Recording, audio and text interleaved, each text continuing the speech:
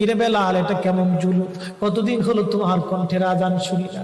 বেলাল রে, তোর কি মন চায় না আমি নবীর জিয়ারতে আসতে? বেলাল আয়, আমি নবীর জিয়ারতে আয় রে বেলাল আয়, কতদিন হলো তোমার কণ্ঠের আজান শুনি না। স্বপ্ন যখন নবীজি দেখাইছে, এ মুসলমান, হযরত বেলাল সুদূর সিরিয়ার দামেস্ক থেকে পাগলের মতো দৌড়াইলেন, পাগলের মতো ছুটে আসলেন। যখন মদিনাতে আসলেন তখন তাহাজ্জুদের সময় চলতেছিল। তাহাজ্জুদের সময় চলার সময় হযরত বেলাল রাদিয়াল্লাহু আনহু কাঠের জালি দিয়ে তখন রওজা শরীফ ঘিরে রাখা ছিল। ওই জালির পাশে বসে বসে জালির সঙ্গে মাথা ঠেকাইয়া নবীর পাগল বসে বসে গুনগুন গুনগুন করে কাঁদে আর বলে, হুজুর আপনি আসতে বলেছিলেন, গোলাম এসে হাজির হয়েছে।